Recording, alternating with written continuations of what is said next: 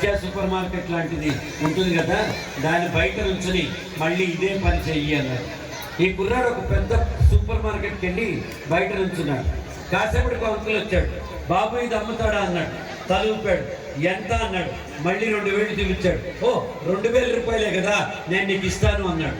వెంటనే వీడు నాన్నకు ఫోన్ చేసి, నాన్నో 200 కాదు 2000 అంటున్నాడు, ఇచ్చేద్దామా అన్నాడు. తండ్రి ఆగరా బాబు, ఈ ఎక్సైజ్ ఇంకా పూర్తి కదా. ఇప్పుడు కాళహస్తిలో ఉన్న డైమండ్ షోరూమ్, జాయ్ ఎల్కాస్ లాంటి డైమండ్ షోరూంలోకి వెళ్ళి బయట కాదు దాని ప్రాంగణం లోపల నుంచుని ఇదే ఎక్సైజ్ చేయాలి. ఈ కుర్రాడు మళ్ళీ రాయి పట్టుకుని అక్కడ నుంచున్నాడు. కాసేపటికి ఒక పెద్ద మనిషి కారులో దిగాడు. బాబు ఇది అమ్ముతావా అన్నాడు. తలూపాడు. ఎంత అన్నాడు. మళ్ళీ 2000 చూపించాడు. ఓ 2 లక్షల రూపాయల, నేను నీకు ఇచ్చి కొంటాను అన్నాడు. ఆశ్చర్యపోయాడు.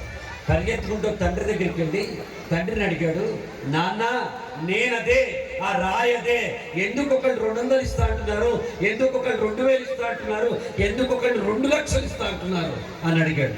అప్పుడు తండ్రి చెప్పాడు, నువ్వు పాజిటివ్ పీపుల్తో ఉండి పాజిటివ్ ఆలోచనతో ఉంటే, మంచి స్కూల్లో చదువుకుంటే నీ విలువ 2 లక్షలు నాన్న. నువ్వు మీడియాకర్ పీపుల్ తోటి మీడియాకర్గా ఆలోచిస్తే నీ విలువ 2000 నాన్న. నువ్వు పిచ్చి ఆలోచనలు నెగటివ్ థాట్స్తో ఉంటే నీ విలువ 200 నాన్న అని చెప్పాడు మాట. తల్లిదండ్రులారా, మన పిల్లలు మన చాయిస్, మనం ఎలా పెంచుకోవాలో మన చేతుల్లో ఉంటుంది. మన జీవితాన్ని మనం అత్యద్భుతంగా పెంచవచ్చు, మామూలుగా కూడా పెంచవచ్చు. ఇందాక సరస్వతి గారు చెప్పారు, చదువు ప్లస్ సంస్కారం ఈజ్ ఈక్వల్ టు విద్య అని చెప్పారు.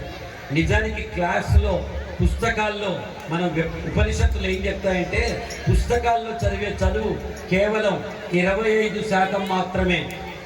టీచర్లు చెప్పే విధానం, మంచి స్కూళ్ళల్లో టీచర్లు బోధించే విధానం ఇంకో 25% ఉంటుంది.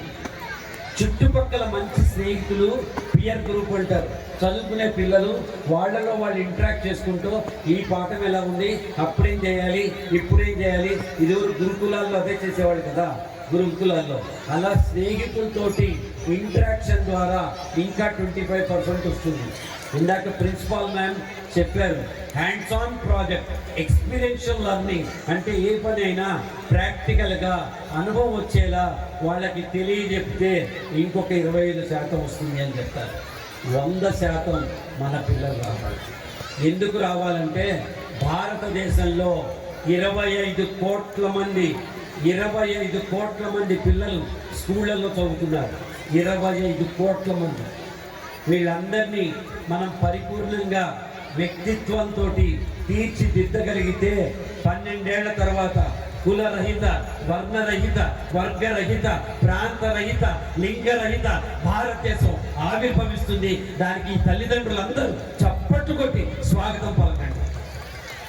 ఎవరికి కావాలి కులాలు, ఎవరికి కావాలి మతాలు? ఇదివరకు ఒకటే కులం ఉండేది, గురుకులం. ఇదివరకు ఒకటే మతం ఉండేది, అభిమతం. అంత మాత్రమే చూడండి.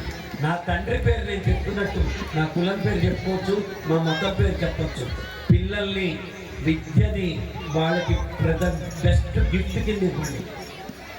భర్తృ గారు ఏం చెప్తాడు, విద్యా దదాతి వినయం, వినయాత్యాత్రి పాత్రత్వం, పాత్రత్వం ధనమాప్నోతి, ధనధర్మం తదత్సుఖం అంటాడు. అంటే పిల్లలు సుఖంగా ఉండాలంటే ప్రాథమికంగా సరస్వతి గారు చెప్పినట్టు కాంక్రీట్ సక్సెస్ కావాలంటే foundation, that foundation is education. విద్యను నేర్పించాలి తల్లిదండ్రులు. మీరిచ్చే గిఫ్ట్ పిల్లలకి మీ ఆస్తులు కాదు, మీ కార్లు కాదు, మీ పొలాలు కాదు, బ్యాంక్ డిపాజిట్లు కాదు, పరిపూర్ణమైన వ్యక్తిత్వం. అంటే క్యారెక్టర్. క్యారెక్టర్ అంటే పరిసోనా. పరిసోనా అంటే పర్సనాలిటీ. పర్సనాలిటీ అంటే లోపల బయట ఒకే రకంగా ఉండటం. ప్రదీప్ బయట ఎలా ఉన్నాడో లోపల కూడా అలా ఉండాలి. పైకి ఏమ్మా బాగున్నాము, లోపల బాగున్నాము అనే అపరిచితులు ఉండకూడదు.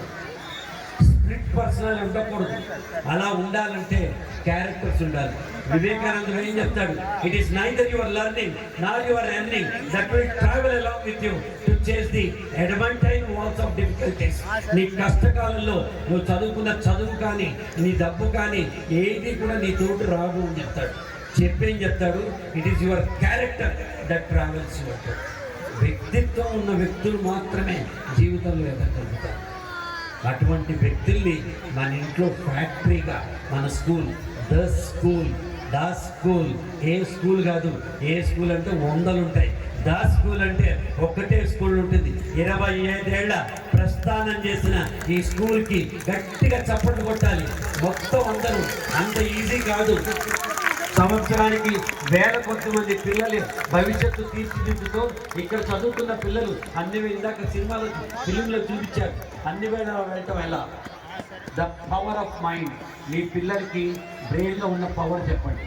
మన బ్రెయిన్లో 2 భాగాలు ఉంటాయి, ఎడం చేతి భాగం, కుడి చేతి భాగం. పదే తెలుస్తుంది. పెద్దవాళ్ళం మనందరం ఉన్నాం. మనం కారు నడుపుతూ ఉంటాం, స్కూటర్ నడుపుతూ ఉంటాం. బ్రెయిన్ ఎక్కడో ఆలోచిస్తూ ఉంటుంది, అయినా బ్యాలెన్స్ అవుట్ కాదు, యాక్సిడెంట్ కాదు. తిన్నగా ఇంటికి వస్తాం, అమ్మ వంట చేస్తూ ఉంటుంది, వంటలక్క సీరియల్ చూస్తూ ఉంటుంది. వంట పాడు కాదు, వంటలక్క సీరియల్ అయిపోతుంది.